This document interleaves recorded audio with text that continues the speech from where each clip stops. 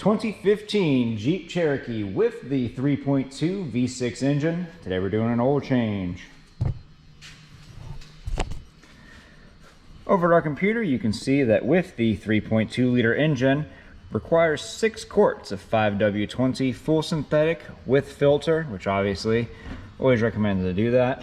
And for our oil filter we'll be using the CarQuest Romeo 9 4010. Let's get to it.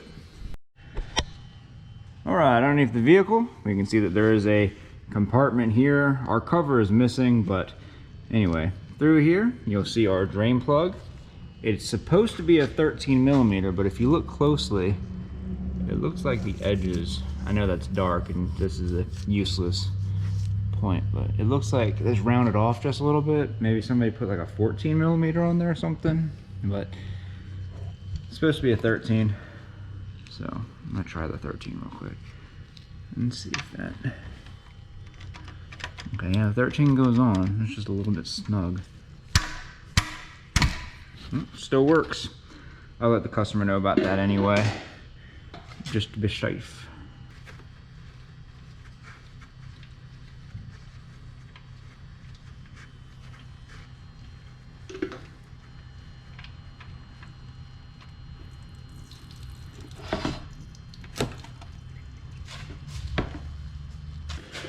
Alright, while that's draining out, we're going to go ahead and check our gasket located underneath of the oil drain plug. If it looks cracked or old or worn out or its integrity makes you question it in any way, go ahead and replace it. If not, feel free to reuse it. Alright, with our oil finally finished draining, go ahead and put this down. That was just this vehicle in general, but this thing took forever to finish draining.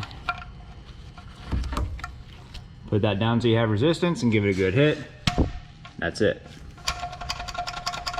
Let go. Yeah, I'm probably gonna let her know she's gonna need a new drain plug because that thing's acting weird. I don't want it to round off. All right, and with everything buttoned up underneath, come in here with the can of brake clean. And get that nice and clean, so that way if you are working on this vehicle in the future and you see oil around this area, you know that you have a possible oil leak and not that you just left a mess last time you changed the oil. Alright, let's get up topside. Alright, up topside we got our engine cover, and remove this little case, and right down here we have our engine oil filter located underneath this cap. Let's go ahead and remove that.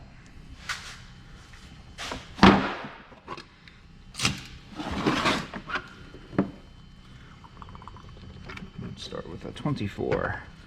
It's a 24mm. Alright, so we've got our 24mm socket, and I got a 12-inch extension. You probably don't need that large of an extension, but it was just the first one I found.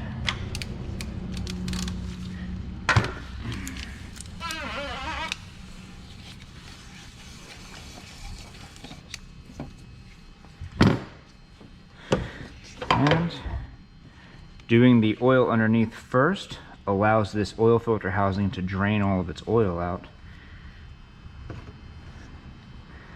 Reach in here, my oil filter is stuck down in there. I'm going to pull that oil filter out, being careful not to drop any oil, and throw that away. On the oil filter housing, we have the oil filter O-ring located right around the base. Go ahead and remove that O-ring and throw it away.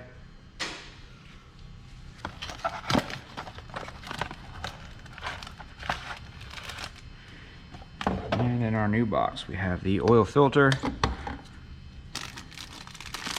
and the oil filter O-ring. Go ahead and slide this down until it's in that lowest groove, and then work it around until it is down there.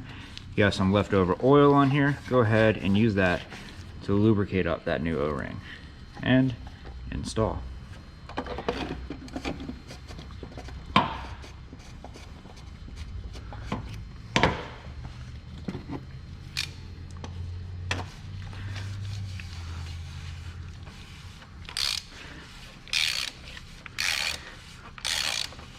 And as always, with these plastic housings, once you get resistance, stop, and then give it just a quick turn. And that's it. You don't need to put a lot of force on these. That oil O-ring is about 1/2 inch down inside of that housing. So by the time this is closed up, it's already not gonna leak. I usually just give it just a little bit of a nudge just to make sure it's down tight and so it won't loosen. But there's very low risk of these leaking unless you break that plastic housing, in which case it's gonna leak a lot. So be gentle with those. They don't need to go down hard at all.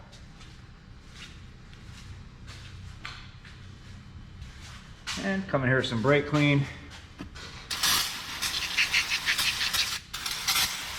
Clean up all this motor oil.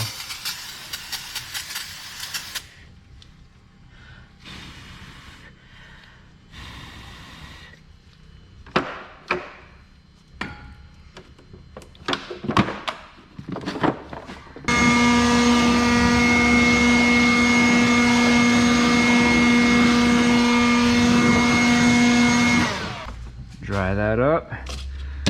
Put our cap back in. As soon as I figure out how to. Which one of these is the big one? Oh. You can do it. I believe in you.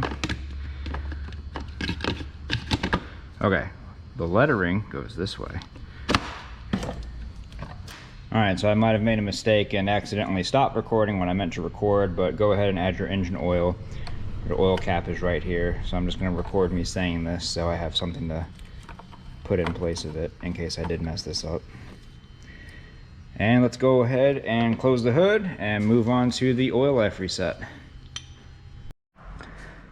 2015 Jeep Cherokee with the 3.2 V6, and we've just performed an oil change. Now we're going to reset the oil life / maintenance light, whatever you want to call it. In order to do that, first thing we're going to have to do is go ahead and press our ignition button twice without our foot being on the brake so it does not start.